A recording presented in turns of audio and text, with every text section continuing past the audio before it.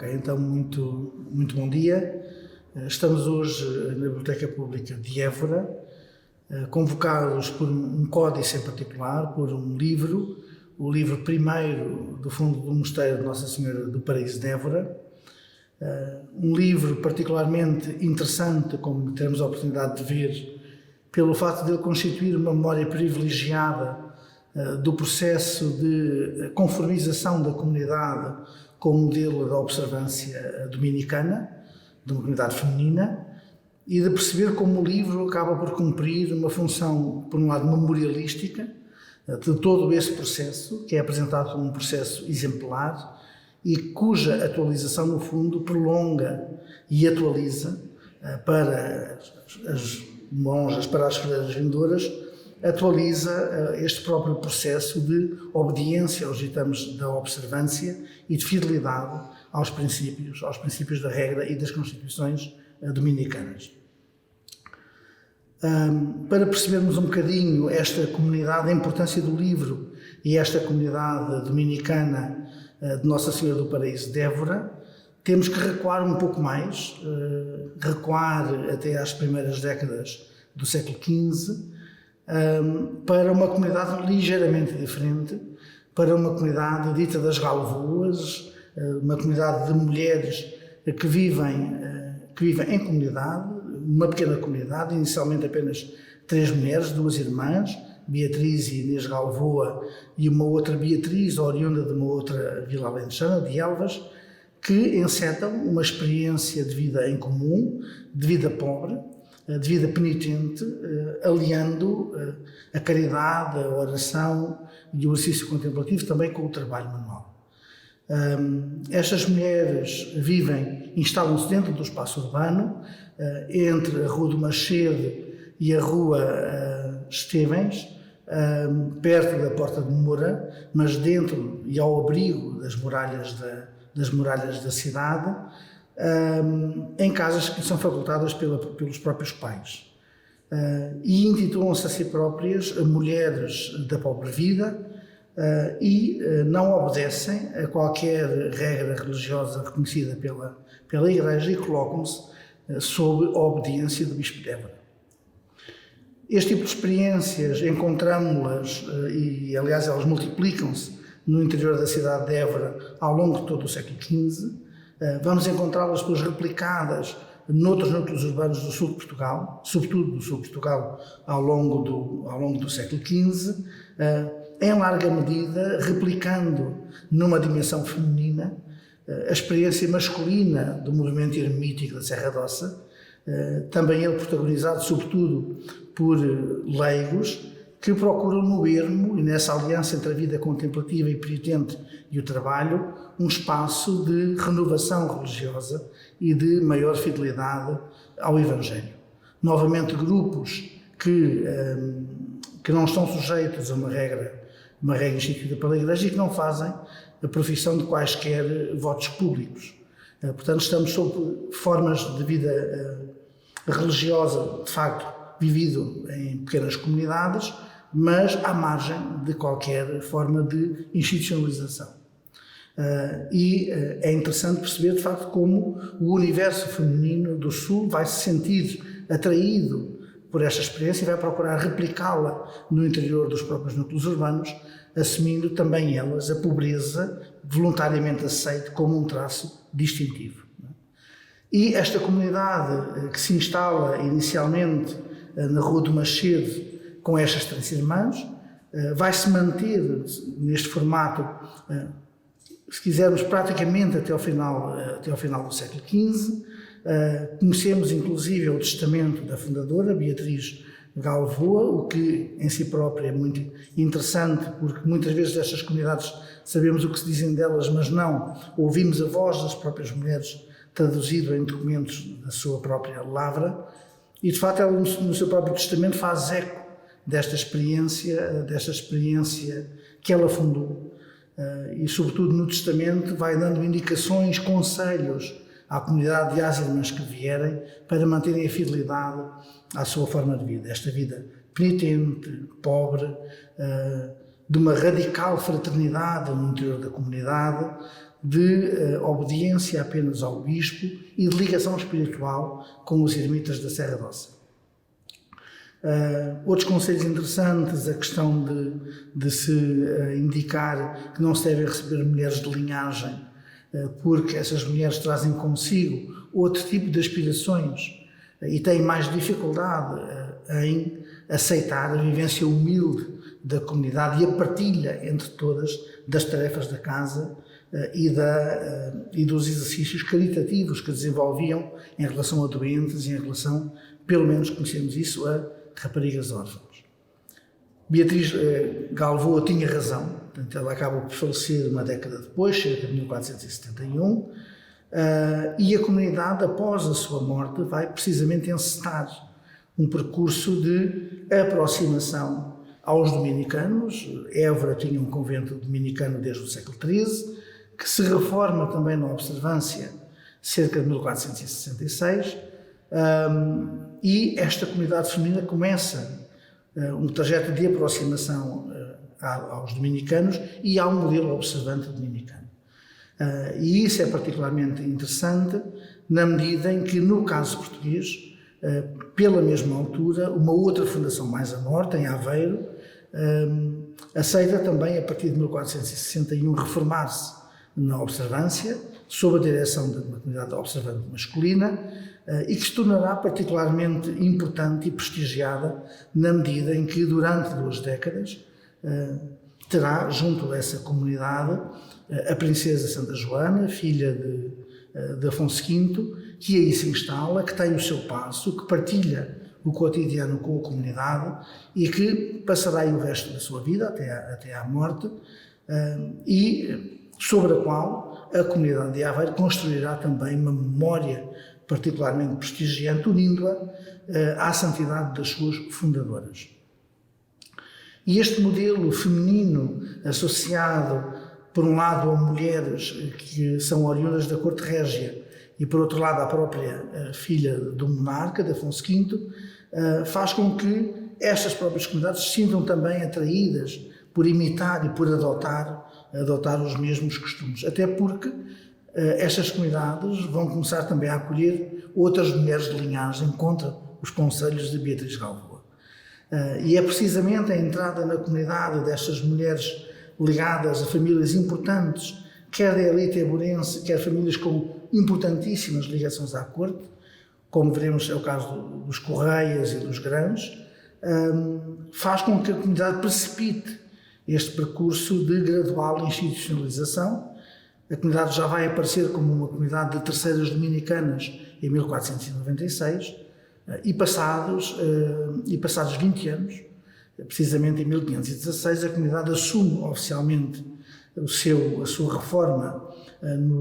na observância dominicana, aliás ratificada pela bula que é dada pelo Papa nesse ano, e confia o padroado da própria Igreja a Álvaro da Costa, um homem da proximidade do rei, do serviço do rei, um homem com importante capital e também com uma rede importante de relações, e que é aparentado com uma mulher que havia ingressado na comunidade do Paraíso também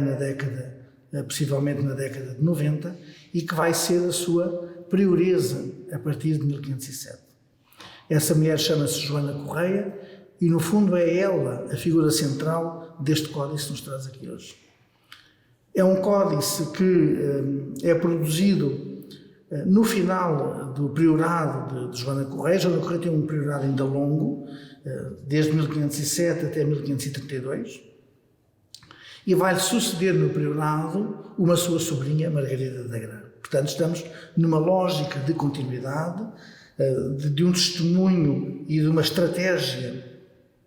que tinha sido começada por Joana e que é continuada pela sobrinha, e cerca de 1530-32, nos anos finais do priorado de Joana Correia,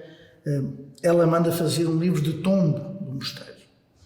Em primeiro lugar, desde logo, como o nome indica, para que se registem todas as propriedades, os foros, os rendimentos da comunidade,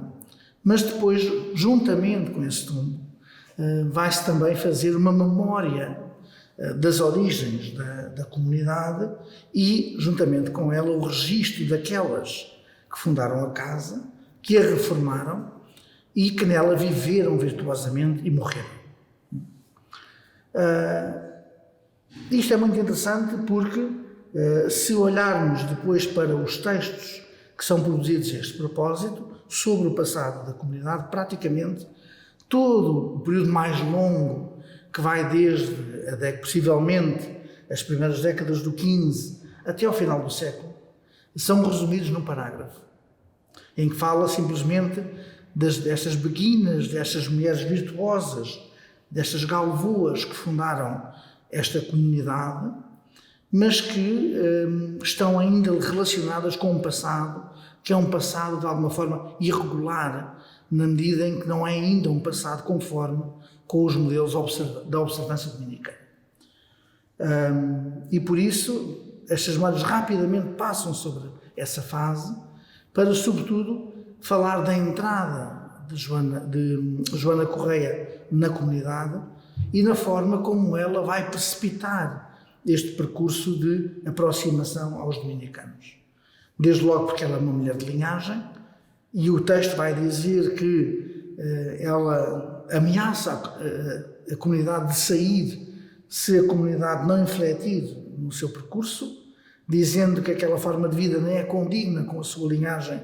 nem é a melhor forma de vida, e dá o exemplo do Mosteiro de Clarissas da Conceição de Beja, que é um mosteiro particularmente rigorista também na sua vivência, mas associada à fundação e ao patrocínio dos Duques de Beja, e começa aí este percurso de aproximação aos dominicanos. Temos aqui o primeiro fólio do tombo, onde se diz que de facto este tombo foi mandado fazer para nele se registarem, diz o texto, as heranças desta casa e mosteiro de Nossa Senhora do Paraíso desta cidade de Évora, e nele se declarará quem as trouxe e de onde descenderam e com que partem. No fundo, em primeiro lugar, definir um património que, para uma comunidade observante, é algo de essencial. Já não estamos, e afirma-se logo nesta frase, já não estamos no tempo da pobre vida, da pobreza voluntária. Estamos num tempo em que é preciso consolidar a base patrimonial da comunidade para que ela possa subsistir. E por isso, este registro cuidadoso dos bens, dos direitos, dos fóruns, em ordem também a uma gestão adequada deste património, é um elemento fundamental nesta ação de consonância da comunidade com a observância dominicana, e é também um elemento fundamental nesta reforma, se quisermos, e vamos usar a reforma com algumas aspas, no fundo, nesta conventualização da comunidade, na sua conformização à observância, que o texto vai apresentar praticamente como uma refundação. E por isso não teme em designar Joana Correia como, ou incluir Joana Correia entre as fundadoras da comunidade. Vejamos então, temos de facto este livro que começa com o registro destes bens e destes direitos, vai fazendo o elenco desses bens que entram na posse da comunidade, enumerando-os, e depois, ao longo do livro, prolongando e acrescentando os novos bens que posteriormente entram na comunidade. As atualizações vão até ao século XVIII, mas também nos próprios itens das propriedades que entram nesta fase se vão depois atualizando os dados sobre quem detém essa propriedade, quem detém a exploração, que fóruns é que deve a esta comunidade. Mas, e temos aqui um caso precisamente dessas atualizações, neste caso feito já no final do século XVI, em 1580, portanto um livro que a comunidade não assume apenas como uma memória de algo que ficou no passado, mas assume como um legado que é preciso que a comunidade se sente umbilicalmente ligada e que é permanentemente atualizado. E por isso também é permanentemente atual. E por isso se percebe que neste trabalho se insira aqui, a partir do fólio 94, uma memória mais desenvolvida precisamente destas origens e deste processo de conformização com a observância, onde aquilo que vos fui falando a propósito da Joana Correia aparece claramente dito, sem qualquer tipo de problema, a sua entrada na comunidade, a pressão que ela exerce sobre a comunidade, no sentido de ela procurar adequar-se a uma forma de vida mais ajustada à sua linhagem e àquilo que ela entende que é uma forma de espiritualidade menos suspeita, uma abordagem muito paralela com o que vamos encontrar na crónica do Mosteiro de Jesus de Aveiro, no diálogo que os pobres dominicanos travam com os fundadores da comunidade,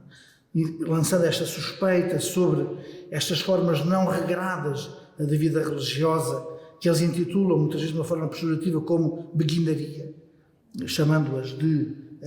beguinas, coisas que elas nunca se chamaram a si próprias, assumiram sempre simplesmente como mulheres da pobre vida, e depois mostrando como é que este processo de conformização acontece. O seu ingresso definitivo na observância, o período de formação que antecede a sua profissão definitiva, que acontece 2 anos depois. Portanto, a comunidade oficialmente passa a observante em 1516, as primeiras profissões das mulheres que já estavam na comunidade, segundo o modelo de observância, é feito 2 anos depois, em 1518. O livro vai registrar cuidadosamente estas profissões, que depois, evidentemente, são prolongadas com as profissões das mulheres que, daí para o futuro, renovam este compromisso com esta forma de vida e com a comunidade. E uma coisa muito interessante, para mostrar como esta é uma comunidade ordenada, e ordenada que, segundo os ditames da observância, vai-se registar expressamente como os vários ofícios que são previstos nos textos normativos desta observância são aqui escrupulosamente respeitados. E por isso encontramos aqui a lista das primeiras professas e dos ofícios que são atribuídos a cada uma no interior da comunidade. Evidentemente, em primeiro lugar, Joana Correia como a primeira prioresa, mas depois Catarina Serrã, primeira porteira, Margarida da Grã, primeira enfermeira, a Catarina Mendes, cantora mor e gradeira primeira, ou seja, a mulher que controla a grade, portanto, aquilo que serve de fronteira entre o espaço da clausura e o espaço de contato com o exterior, a mor da guiada, a primeira sacristã, portanto, e o rol se segue com a designação destes ofícios. Isto é também interessante e significativo, porque este livro, que começa a ser escrito por 1530, 1533, parte dele perde-se devido a um incêndio que afeta o cartório do mosteiro e, portanto, faz-se uma nova cópia já sob o priorado de Margarida da Grã em 1537. E em 1537 é uma data significativa na medida em que conhecemos outros importantes manuscritos deste mosteiro que trazem a mesma data, nomeadamente a cópia da Regra de Santo Agostinho e das Constituições, juntamente com o Livro dos Ofícios, num códice hoje conservado na Biblioteca Nacional. E, portanto, mostra como a observância implica também dotar a comunidade de um conjunto de textos normativos e de espiritualidade que auxilie a formação das suas monjas e que faça conformar ainda mais a sua forma de vida com este modelo. A história desses textos é também interessante e é feita novamente aqui memória e que bate certo com o que encontramos novamente nos textos memorialísticos do convento de Jesus de Aveiro, que é o facto desse convento ter, no fundo, sido utilizado como um alforje de mulheres que eram enviadas pela comunidade para reformar outras comunidades femininas na observância. Acontece também isso para muitas destas comunidades do Sul. É dito, uma dessas monjas reforma Santana de Leiria, vem depois para a saudação de Montemoro Novo, não longe de Évora, e chega, segundo Frei Luís de Sousa, chega-se mesmo a tentar que essa mulher venha também para o Paraíso de Évora para ajudar a reformar a comunidade. Ela entende que não é preciso, porque a prioresa que está à frente da comunidade está suficientemente entusiasmada e informada sobre este modelo para que seja preciso substituí-la. Portanto, ela acha que basta enviar os textos normativos, ou seja, a regra e as constituições. E, portanto, percebemos como a observância mexe com esta circulação de modelos, mexe com esta circulação de livros, extremamente importante, e com a circulação de pessoas, de mulheres que são também agentes, difusores e promotores desta renovação destas comunidades na observância. Portanto, coincidência de ritmos, coincidências de cronologias e coincidência também de cronologias, se quisermos, porque, ao mesmo tempo, quer os eremitas da Serra de Ossos masculinos, quer outras comunidades femininas destas mulheres da pobre vida presentes em Évora, estão precisamente neste período, todos eles, em pleno ritmo de institucionalização. Os eremitas da Serra de Ossa tinham assumido uma estratégia de irmandade, de uma espécie de pacto entre as várias comunidades, no sentido de travar a alienação não controlada de bens ou a perda de comunidades em favor de outras ordens, logo na década de 60 do século XV, e em 1482 tinham-se transformado numa congregação que havia aceito a profissão pública do voto de castidade e que aceita uma forma de governo centralizada, com um provincial que é o reitor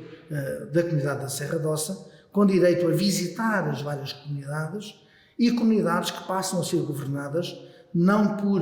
regedores vitalícios, como eram até então, mas por regedores com mandatos trienais, o que permite controlar o próprio governo das comunidades e facilita a substituição daqueles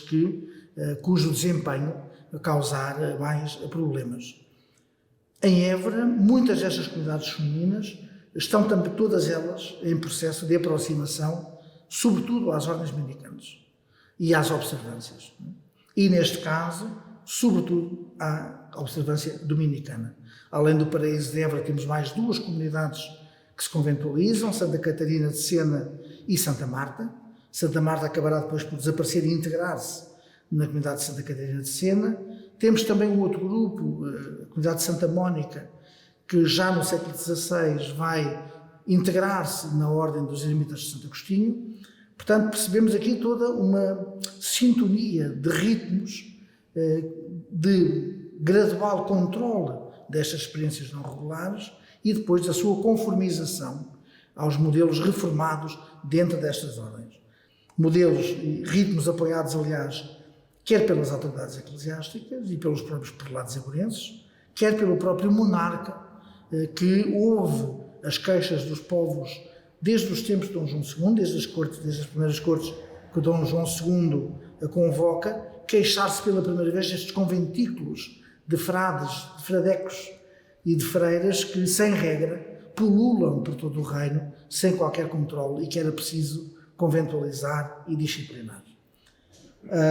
Neste processo percebemos então como estas várias dimensões se entrecruzam e como, por isso, fazer memória de todos estes aspectos neste códice é algo para esta comunidade de fundamental. Fazer memória do seu património, fazer memória daquelas que foram as suas fundadoras e aquelas que levaram a comunidade à forma de vida mais excelente, mais perfeita, que seria a da observância, e por isso não só a memória deste processo, mas a memória dos rostos, dos nomes concretos das mulheres que a regeram e que a habitaram.